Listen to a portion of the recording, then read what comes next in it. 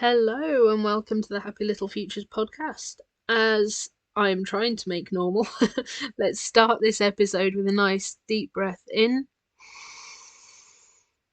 and out.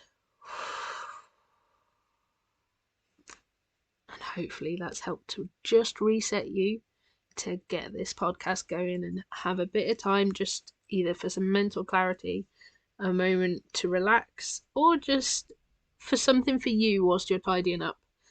And speaking of tidying up, so this episode I'm going to talk to you a bit about our house, which sounds boring, and maybe not what you're thinking of, but I'm sure I've mentioned in the past about the fact that your environment can affect your mental health a lot, and it definitely affects my anxiety and my mental health and how much of a snappy mom I can be, or whatever sort of a mom. I'm not an overly snappy mom, but if the environment is not tidy, if there is not space, if it feels like I've got 3 million people standing in my personal space, even if actually they're just in the same room as me, but there is so much other stuff in that room that I can't feel like I can breathe, then at that point, yes, I will probably snap and go, just get out the kitchen, which is what I think a lot of mums and a lot of dads probably find themselves saying on a regular basis.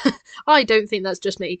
So our house has been, we moved in uh almost 2 years ago now, actually, which, considering I still say, well, we've not long moved in, which is why it's a mess, actually is quite a while, and maybe it should be tidier by this point. So we moved in 2 years ago. We moved into a 3-bedroom house with a bathroom downstairs, one living area downstairs, and a small kitchen, and 2 double bedrooms and 1 single bedroom. Our thought was, little man eventually will sleep in the little bedroom on his own. The girls can share a double bedroom, which now will probably end up being our double bedroom, because that might be the easiest one to split in half with a curtain or with whatever we feel like doing it with, probably a Kallax unit, knowing me. If you haven't discovered IKEA Kallax units, it's probably safest if you don't, just because they can become rather addictive. And your whole house, as we are slowly discovering, can end up being, our solution is, well, let's get rid of this piece of furniture, which is nice, and let's get a Kallax for that space. So if you like nice furniture, stick to the nice furniture before you start changing to just IKEA stuff all the time. Not that IKEA stuff isn't nice. As I said, our whole house is slowly reverting to be just these Kallax units. If you don't know what one is, it's like those square box units. So anyway, I'm going to stop being an advert for IKEA, which I am not being paid to promote IKEA. I am just blurting about it because I love them. So the units, that is, not IKEA. Anyway, so our house has been, our house isn't, or well, it's an alright size. It's not an alright size in the sense that there's nowhere to put the dining table. We do like having a dining table. So the living area ends up, we've had to split it to be a dining room and a living room, which is basically what causes a lot of our sort of our issues with the house. We've also had a lot of stuff that we've had to do unexpectedly on the house, so that's not been so fun. But I think that's quite normal as well. And to top it all off, we actually have moved from a 3-bedroomed terraced Yorkshire house where the top room, it's across 4 floors with a basement, a gigantic kitchen diner, a lovely sized living room, a hall which I loved and I really miss, 2 double bedrooms, and upstairs in the loft was like a room that went the whole length, which could easily get split into 2 bedrooms, or we had so much to do with that we could have done with it. And then there was a bathroom upstairs, which I really do miss that bathroom upstairs. Although potty training a toddler, it's a lot easier having a bathroom downstairs. I have to admit, if I get caught short, if she gets caught short, it's easier just to quickly grab and chuck her in the bath whilst trying to manage everyone else around the whatever excretion is there at the time, rather than having to run upstairs with one child, get them into a bath, and then have to keep sort of like figuring out how you're going to clean up and make sure people don't tread through it and all of that sort of stuff. I can see it from the living room, so that's really handy. So that Yorkshire Terrace was gigantic by comparison. It was full of stuff, and every time we've moved, we've been given more stuff, including when we moved into this house. And trying to compact it all down into this tiny little house has been really difficult. Trying to find our feet in this house has been really difficult, especially in stages where, like, that first year, children are going through so many clothes with weaning, with nappies, with just growing. Like, I mean, for the first year, there's 5 different sizes of clothes if you include newborn. And every other year after that, there's either 2 in that second year or just 1 single size. And obviously it depends on how quickly your kid grows. But when we had sort of 3 kids, and well, we still have 3 kids, and we're managing all of their clothes and inventory, and one of them was going through clothes sizes, like they were going out of fashion in that first year. It's been a hard journey to try and get on top of everything. Plus the toys, they go through so many different stages of toys, and now that they're that bit older, we're sort of hitting the Lego stage and learning what they actually like. So we're sort of getting to a stage in life where we can declutter. The big 2 are obviously at school, like I said last week, and they don't need as many clothes. And I'm trying to really, really sort of knuckle down and just get our space to a more manageable state. I've spoken in the past about the fact that I had my anxiety and fibromyalgia really got bad. In 2014, I think it was, when we had a bug infestation of dust mites in a damp house. Unfortunately, our bath has been leaking in this house. It has made the whole of downstairs very damp, and we now have dust mites coming out our ears. They're not really coming out our ears.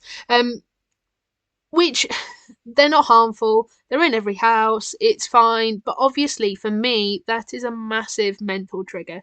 It's something that really, I've never got back to the level of management of my fibro that I was at prior to that flare up from the dust mites in the old house.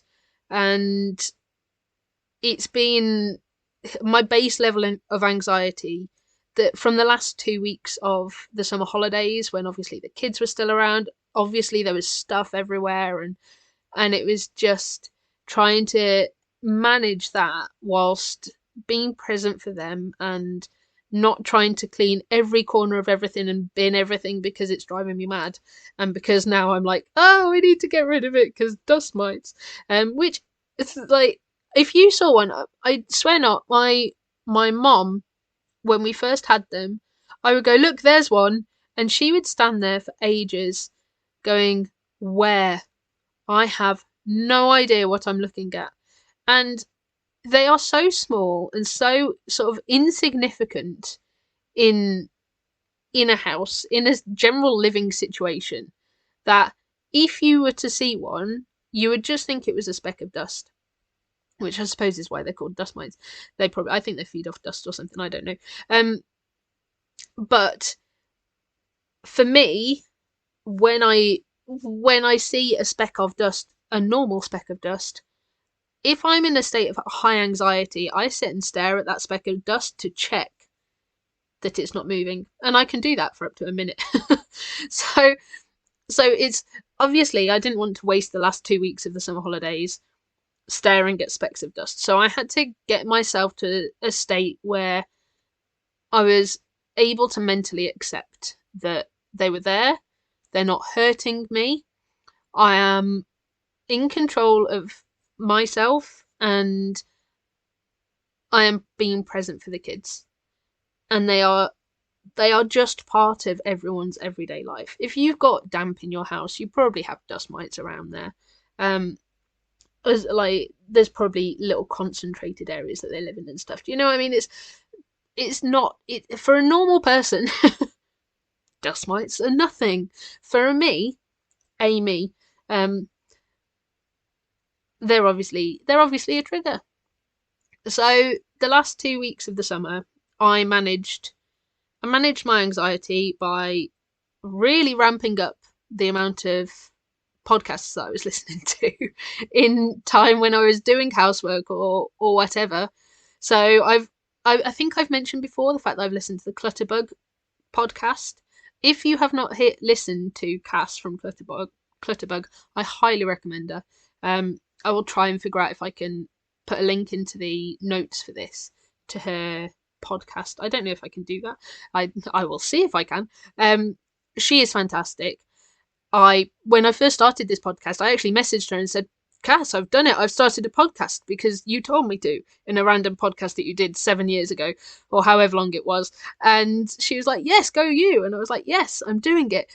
And I've started this podcast because in my mind she was talking to me through the speaker on my phone.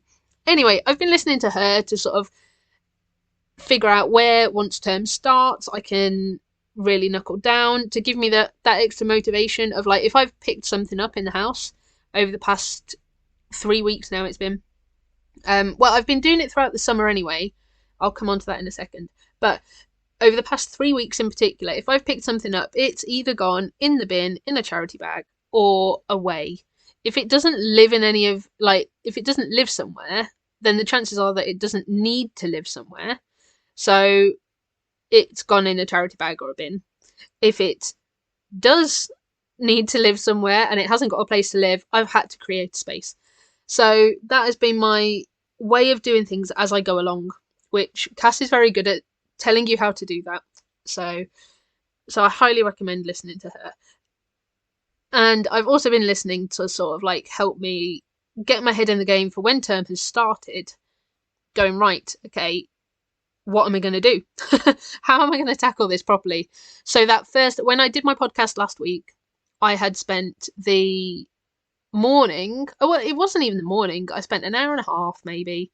I'd had video, I'd done other bits, and I went, right, I'm going to declutter this corner of books. I was going to eat my frog, as she says. And I'd been looking at that corner for weeks and just hadn't wanted to do it. And I was like, no, I'm going to do as Cass says and eat the frog. So I decluttered that corner of books. I put books on the shelf rather than in the... So I made space on a shelf because there was stuff on a shelf that there shouldn't be in a Kallax cube shelf. So there's stuff on that shelf that shouldn't be there. So I put that stuff away, put it in the bin, put the books that we wanted on the shelf, got rid of other books, and ones that lived in the bedroom, I then cleared another sort of box set of shelves, a smaller one, and I knew that I wanted that in the kids' room so that they'd got shelves for their books in there rather than sort of having them out of reach, because the shelves currently are in what will be little man's bedroom, which is currently their sort of playroom, is how I've organised it over the summer. And I moved that into there. So I've done all of that. I've cleared space. I've made it just that little bit more to what I want it to be.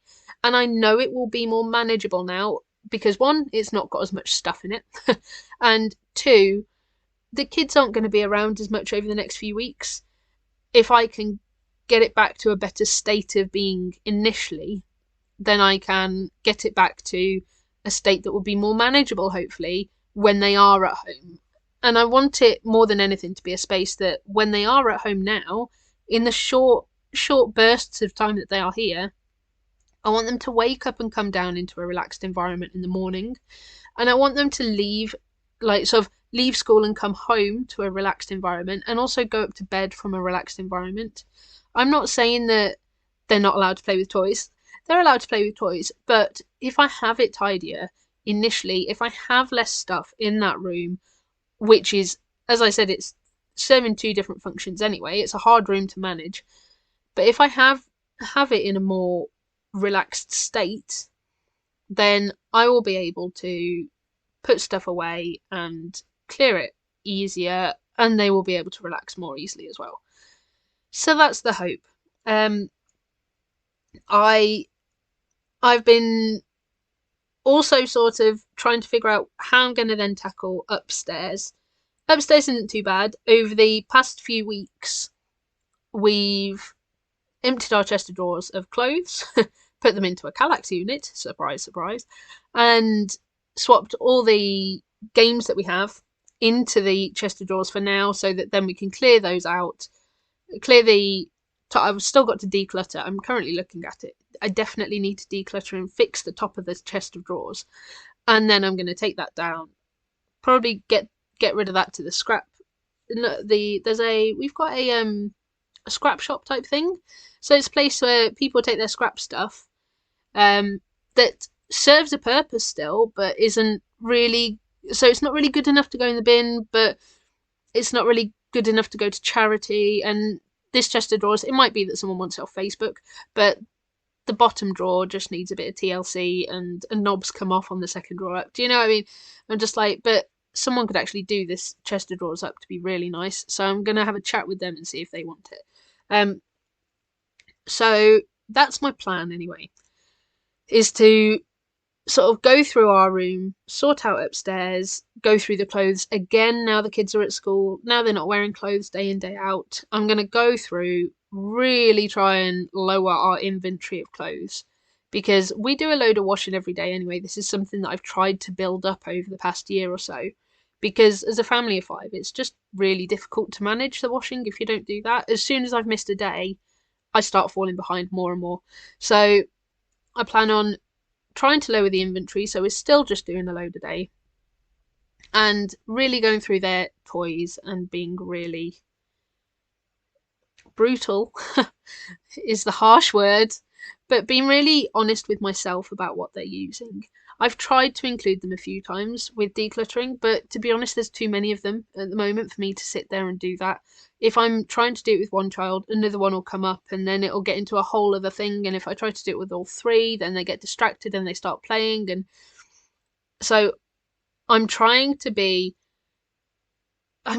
strict with myself and go, right, I am going to have to do this and really look at what they play with and what they use and what I am actually just keeping because I would like them to play with, and what I'm keeping because I'm not accepting of the fact that they are old enough to not play with it anymore. So there's a lot of that sort of stuff. There's a lot of work I need to do on myself here, guys. You can probably hear that. So yeah, but basically the aim of this podcast is to sort of tell you that sometimes when your environment is bad, it is hard to get that mental clarity. I've spoken again in my blog posts over the summer. It wasn't that easy to do podcasts, but I have done a few extra blog posts to normal about sort of grounding myself throughout the summer. A lot of the reason that I couldn't ground myself in the same way wasn't just because the kids were around and I found it harder, but also because our space just was in a bit of disarray. In mid-July, I rearranged it so that upstairs was the little bedroom was a playroom for the kids, and downstairs was more of an adult space and a crafting space. And that has worked. That function downstairs has worked really, really well over the summer. But upstairs, it hasn't so much because there's so many toys and they just get everything out, and everything's in clear bins and everything's labelled or obvious to me, and it just isn't obvious to anyone else what's in there, even though I've macro organised it. I've taken out all the different little boxes and sort of tried to make it obvious. I think that, to be honest, I think they've got too many toys, and that is why everything comes out. So, but also it's just not an ideal amount of stuff in the house in general. So I actually spent a lot of the first few weeks listening to A Slob Comes Clean, who is that's another podcast that I can highly recommend. So Dana from A Slob Comes Clean, she is sort of a self-confessed slob, as she puts it, and she has done loads of podcasts. I mean, going back years, and I've been listening to her loads about her journey, and it took me a while to sort of get where she was coming from, but actually as I was then decluttering in little bits and bobs, listening to her talking about her decluttering sort of situation and her sort of getting on track to sort of a slob becoming clean, it all made sense. And she has been a fantastic motivation over this summer on really knuckling down and getting rid of stuff and sort of cleaning and building up little micro habits and stuff like that.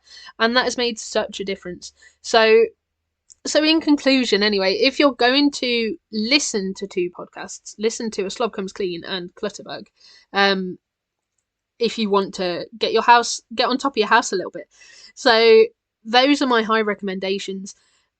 And both of them have spoken about mental health in those ones. They've spoken about the struggles when they're sort of trying to manage inventory, when they're trying to manage their life with kids and everything going on, and they can't keep on top of the house, and I've very much felt in that place. And I find every single holiday, be it sort of October half term or Christmas or summer holidays, every single time I have found myself decluttering or tidying up the house or getting obsessed with things, and I don't want to do that. I want to spend that time with my kids.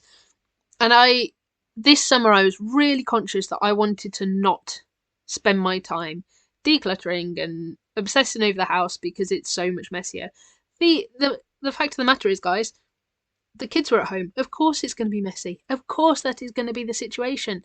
And actually, because I was so mindful of where I wanted to be focusing my time, when I did then put time into getting rid of stuff and getting on top of things and making sure that I was moving inventory out the house, and if I filled a bin bag or filled a charity bag, I would go, right, it's going in the car, it's got to go in the next few days, because now that I've done that, I want it out of the house. I want to see that progress that I've made. And that made such a difference. I can highly recommend doing that, but you do have to be strict with yourself, which I'm not very good at doing, and say, right, I've got to do that trip to the charity shop now.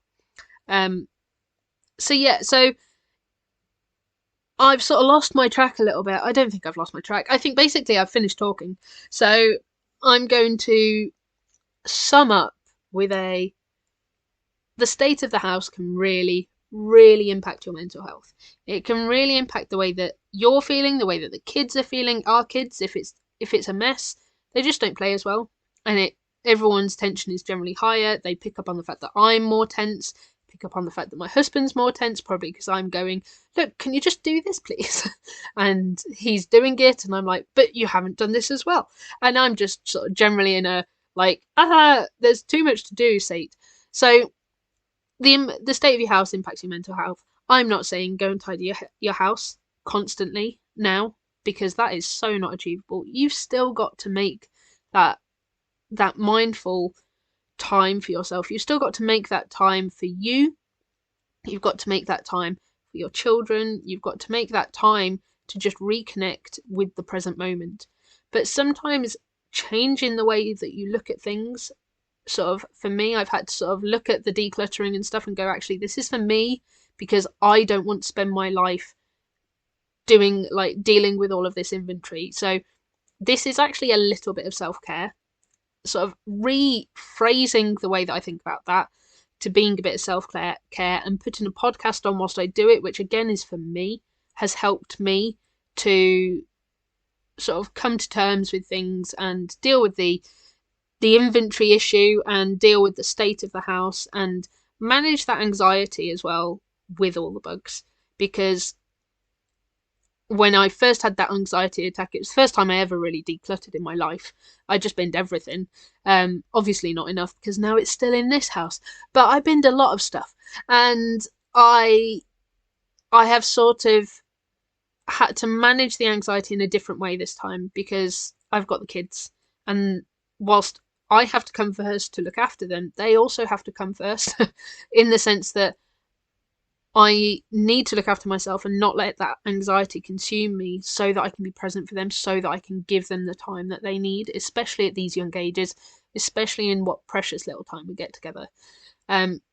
So listening to A Slob Comes Clean, listening to ClutterBug, I have really managed this summer to get on top of the house a little bit, to declutter for me, to declutter to manage my anxiety without letting it overwhelm me. And using mental anchors like lavender, burning incense, and crystals. I'm sure I will mention the crystal shop in Solihull if you haven't already been, at another point. But doing things like that for myself throughout the day, listening to podcasts, taking that moment, mindfully taking that moment for myself has helped me to achieve more with sorting the house out and achieve more with managing my mental health in a difficult time. So with that, I am going to leave you with a nice deep breath. Do it with me. And out. And I will speak to you soon.